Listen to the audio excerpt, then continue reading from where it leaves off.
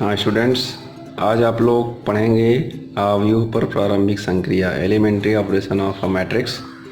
ये very important है matrix के चैप्टर में। तो इसमें मेन 3 ऑपरेशंस हैं, इसको आपको तुरंत समझ लेना चाहिए कि पहला क्या है। फर्स्ट क्या है कि आप किसी भी 2 रो को परस्पर इंटरचेंज कर सकते हैं। Any 2 row or column. मैं जब किसी 2 रो के लिए बोलूँगा, ठीक है, तो आप ये समझिएगा कि ये जो ऑपरेशन रो के लिए हो रहा है वही कॉलम के लिए भी हो सकता है। मतलब R1 R2 इंटरचेंज हो रहे हैं तो C1 C2 भी हो सकता है।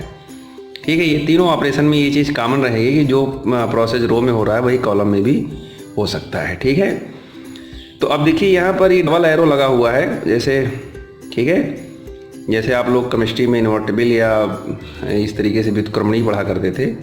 यहाँ डबल एरो का मतलब ही होता है कि R1 R2 के प्लेस पे गया, R2 R1 के प्लेस पे गया। इसी को बोलते हैं परस्पर विनिमय। ठीक है, तो एलिमेंट्री ऑपरेशन में कोई भी 2 रो या कोई भी 2 कॉलम परस्पर विनिमय हो सकते हैं, परस्पर इंटरचेंज हो सकते हैं। आप देख सकते हैं यहाँ ये 1 2 3 था तो ये 1 2 3 यहाँ आ गया, ये 4 5 6 था तो 4 5 6 यहाँ हो गया। इसी को इंटरचेंज, म्यूचुअली इंटरचेंज कहते हैं। ठीक है, आगे बढ़ते हैं। दूसरी प्रॉपर्टी में क्या है? दूसरी प्रॉपर्टी में ये है कि किसी भी रो में आप किसी कांस्टेंट नॉन जीरो वैल्यू से मल्टीप्लाई भी कर सकते हैं। ठीक है, ध्यान से समझिए, किसी भी रो या कॉलम में किसी कांस्टेंट जो नॉन जीरो हो उससे मल्टीप्लाई कर सकते हैं। ये आपका सेकेंड प्रॉपर्टी है। जैसे क्या, जैसे ये 1 2 3 4 5 6 दिया गया है, ये मैट्रिक्स ए है। हमने क्या चेंज किया? R1 चेंजिंग टू के R1। मतलब R1 किस तरीके से चेंज हो रहा है? K का मल्टीप्लाई होकर के, देखो मल्टीप्लाई हो गया, 1 में K से मल्टीप्लाई हुआ, 2 में हुआ, 3 में। तो ये आपके दूसरे ऑपरेशन का हिस्सा है। ठीक है, तो पहले ऑपरेशन में क्या आपने देखा कि परस्पर इंटरचेंज हो सकते हैं। दूसरे ऑपरेशन में किसी भी रो या कॉलम में किसी कांस्टेंट जो नॉन जीरो हो, शून्यतर का मतलब नॉन जीरो हो, उसे मल्टीप्लाई कर सकते हैं। ठीक है, अब तीसरा ऑपरेशन तुरंत सीख लीजिए। तीसरा ऑपरेशन ये है कि इसी को थोड़ा सा और आगे बढ़ा दिया गया है कि किसी रो या कॉलम में किसी कांस्टेंट से मल्टीप्लाई करने के बाद किसी दूसरे रो या कॉलम में ऐड या सब्ट्रैक्ट कर सकते हैं। फिर से सुनिए, किसी रो कॉलम को किसी दूसरे रो कॉलम, पहले हम कॉलम नहीं बोलेंगे, पहले रो बोलेंगे। ये आप समझिएगा कि जो ऑपरेशन रो के लिए हो रहा है वो कॉलम के लिए भी हो सकता है। इस चीज़ को माइंड में सेव कर लीजिए। तो किसी भी एक रो को दूसरे रो में नॉन जीरो कांस्टेंट से मल्टीप्लाई करके ऐड या सब्ट्रैक्ट कर सकते हैं। ठीक है, जैसे कि यहाँ आपको दिखाया गया है, ये वेरी इंपॉर्टेंट ऑपरेशन है। यहाँ दिखाया गया है कि R1 changing to R1 plus या माइनस आप कर सकते हैं 2R2। मतलब R2 में 2 से मल्टीप्लाई करने के बाद R1 के साथ ऐड या सब्ट्रैक्ट हो सकता है। ठीक है, लेकिन चेंजिंग कौन हो रहा है? R1। ध्यान रहे, चेंजिंग किसका है? R1 का। तो ये देखिए R1 changing to R1 plus या माइनस 2R2। तो 2R2 क्या है? 4। यही प्रोसेस, मतलब इसका जो भी वैल्यू है वह प्लस माइनस तो दोनों रहेगा नहीं, कोई एक रहेगा, प्लस रहेगा या माइनस रहेगा। तो इस तरीके से आप प्लस या माइनस जो भी हो, आप ऐसा जो अप्लीकेबल हो उस क्वेश्चन में आप उसको कर सकते हैं। ठीक है, ये 3 ऑपरेशन के बाद आता है इन्वर्टिबल मैट्रिक्स, व्युत्क्रमणीय अवयव। इन्वर्टिबल मैट्रिक्स क्या होता है? ध्यान से समझिएगा कि कोई भी स्क्वायर मैट्रिक्स हो, स्क्वायर मैट्रिक्स मतलब दोनों का रो और कॉलम क्या हो? सेम हो। कोई भी स्क्वायर मैट्रिक्स हो तो वो एक ऐसा मैट्रिक्स और एग्जिस्ट करे। ठीक है, एक ऐसे मैट्रिक्स का अस्तित्व और हो कि उसके साथ मल्टीप्लाई करने पर आइडेंटिटी प्राप्त हो जाए। उसके साथ मल्टीप्लाई करने पर क्या प्राप्त हो जाए? आइडेंटिटी प्राप्त हो जाए। तो हम ये भी कहते हैं कि B जो है वो A का इन्वर्स है या A B का इन्वर्स है, दोनों आप कह सकते हैं। ठीक है, इसी ऐसे केस को ही कहा जाता है, इसी केस को क्या कहते हैं कि A is said to be invertible. मतलब कोई भी मैट्रिक्स इन्वर्टिबल तभी होता है जब कोई एक ऐसा मैट्रिक्स और हो, एग्जिस्ट करता हो वहाँ पर, कि जिसके साथ मल्टीप्लाई करने से वो आइडेंटिटी हो जाए, आइडेंटिटी प्राप्त हो जाए, यानी AB BA equal to I मिल जाए। ठीक है, तो B को A का इन्वर्स भी कहते हैं। इसे ही तब उस कंडीशन में ए को क्या कहा जाता है, व्युत्क्रमणीय अवयव यानी इन्वर्टिबल मैट्रिक्स। इसका एक थ्योरम है, यूनिकनेस थ्योरम उसको बोलते हैं, व्युत्क्रम की अद्वितीयता। इसका मतलब ये है कि व्युत्क्रम केवल एक होता है, किसी भी मैट्रिक्स का केवल एक ही व्युत्क्रम होता है, एक से अधिक नहीं होता है। यही इसी को बोलते हैं यूनिकनेस ऑफ इनवर्स। इसका ये मतलब हुआ कि इसको प्रूविंग में थोड़ा सा नेगेटिव से शुरू करेंगे कि हम मानेंगे कि ए के दो इनवर्स हैं, कौन कौन, बी और सी। क्या लेट किया, let B and C be two inverse of matrix A, ये मान के चलेंगे। तो अब भाई प्रॉपर्टी आपकी इन्वर्टिबल की क्या होती है, A B equal to B equal to identity, किसी एक इनवर्स के लिए है, बी के लिए। लेकिन जब हमने दो इनवर्स माना है तो दोनों के साथ ये प्रॉपर्टी होल्ड करेगी। कैसे, A B equal to B equal to I. इसी तरीके से हमने सी को भी इनवर्स माना है का, तो A C equal to C equal to I. ये किसके प्रॉपर्टी से है, यही जो डेफिनीशन है आपकी इन्वर्टिबल फंक्शन की जो डेफिनीशन है उसी से आ रहा है। तो अब ये दो इक्वेशन बन गए, ठीक है। तो दोनों इक्वेशन से आप यहाँ से शुरुआत करें इस प्रकार, thus B equal to B I लिख सकते हैं। आई मतलब आइडेंटिटी, आई का मतलब क्या होती है, आइडेंटिटी। उसका मल्टीप्लाई करने से किसी भी मैट्रिक्स पर कोई इफेक्ट नहीं पड़ता है, तो बी को हम लिख सकते हैं बी इंटू आई। अब आई को क्या लिख सकते हैं, ए सी भी लिख सकते हैं, सी ए भी लिख सकते हैं, ठीक है। अब देखते जाइए, यूज सेकेंड। फिर क्या है, बी ए को क्या लिख सकते हैं, आई लिख सकते हैं। तो बी इक्वल टू क्या मिल गया, सी।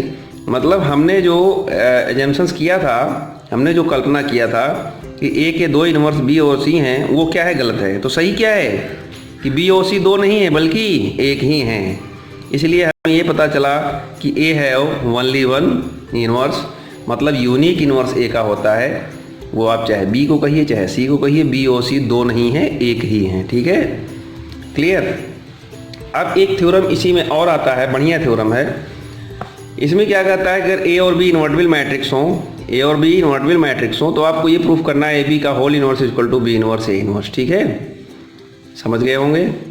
तो इसके बी प्रूफ में वही इन्वर्टिबल डेफिनेशन का पहले यूज करेंगे। इन्वर्टिबल डेफिनेशन क्या होता है, इन्वर्टिबल डेफिनेशन अभी आपने पढ़ा है, A B B equal to I होता है, ठीक है, यानी A inverse equal to identity होता है। तो बस उसी इन्वर्टिबिलिटी का जब हम डेफिनेशन लगाएंगे तो ए बी, ये ए बी है, ये ए बी का होल इनवर्स है, ये क्या आएगा, आई आएगा। फिर क्या करना है, प्री मल्टीप्लाई करना है both side by A inverse से। ए इनवर्स से प्री मल्टीप्लाई का मतलब इसके लेफ्ट में मल्टीप्लाई करना है, इसके भी लेफ्ट में करना है। तो मल्टीप्लाई में ए इनवर्स ए का वैल्यू आइडेंटिटी आ जाएगा। यहाँ आइडेंटिटी आप लिख भी सकते हो, नो प्रॉब्लम है, आइडेंटिटी लिख सकते हो, ठीक है, ए इनवर्स आई। अब आइडेंटिटी का वैल्यू 1 होता है, आप ये भी जानते हो, आइडेंटिटी हट भी सकती है। तो बी इनवर्स ये इतना मिला आपको।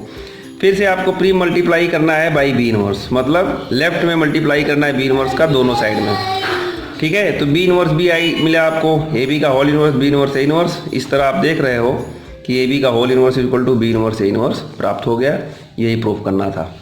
अच्छा, एक बात और है वेरी इंपॉर्टेंट, अब आप वर्किंग रूल सीखने जा रहे हो ए इनवर्स का, कि ए इनवर्स निकालते कैसे, ज़रा ध्यान से सुनिएगा। कि सबसे पहले तो ए इक्वल टू आई ए कर देते हैं। पहला वर्किंग रूल इसका यही है कि जैसे कोई मैट्रिक्स या अवयव ए दिया गया है, तो सबसे पहले प्रोसेस में क्या करेंगे, A equal to I A equal to I में ये जो मैट्रिक्स दिया जाएगा वो रहेगा, आई आइडेंटिटी रहेगी, ये ए रहेगा, ठीक है। तो इसमें आपका प्रयास क्या होगा, सबसे पहले आप क्या करोगे, ए 1 प्लेस को 1 बनाओगे। कैसे 1 बनाओगे, वही जो 3 ऑपरेशन हमने आपको बताया था, जो भी आप 3 ऑपरेशन यहाँ बताया था पिछले पेज पर, तो उसी से आप सबसे पहले ऑपरेशन लगा करके 1 बनाने की कोशिश करोगे, ठीक है। तो तीनों में से किसी एक ऑपरेशन से 1 बन जाता है, तो ए 1 प्लेस पे 1 बनाते हैं, ठीक है। पहला काम तो यही है, और उसके नीचे 0। तो ये 1 बनाने के लिए जो ऑपरेशन आपने इसमें यूज किया उसको आइडेंटिटी पर भी यूज करेंगे। देखिए, यूज अकॉर्डिंग टू ऑपरेशन, तो जो लेफ्ट में ऑपरेशन आपने लगाया है वही ऑपरेशन राइट में भी लगाते रहेंगे, ठीक है। अब 1 के नीचे डबल 0 बनाने की कोशिश करेंगे with the help of this A11।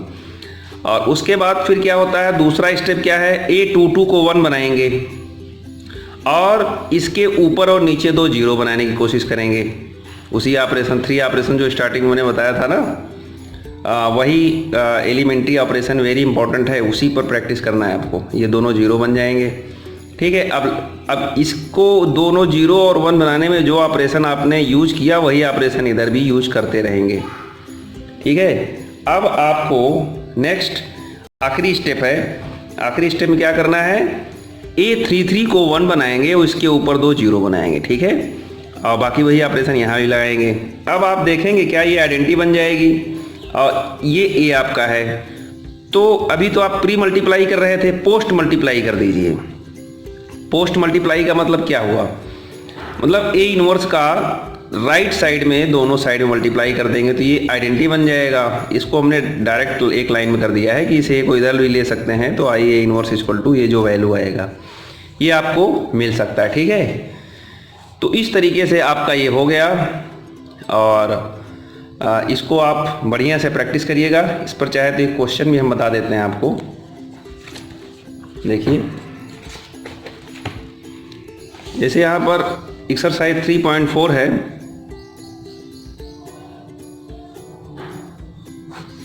Exercise 3.4 में using elementary transformation find the inverse of each of the matrices if it exist, ठीक है। यदि ये एग्जिस्ट कर रहा है तो इसका आप इनवर्स निकालिए। तो क्वेश्चन नंबर 1, क्वेश्चन नंबर 1 में क्या है, 1 2 -1 और 3 ये दिया गया है, ठीक है। तो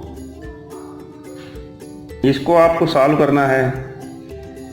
तो ये आपका A है, लेट A कर लिया आपने, ठीक है। स्टार्ट किया A इक्वल टू आई ए लिया, तो A के प्लेस पे क्या कर दिया, 1 2 -1 3, I आपकी I2 है 1 0 0 1 हो जाएगा और यहाँ A हो जाएगा, ठीक है।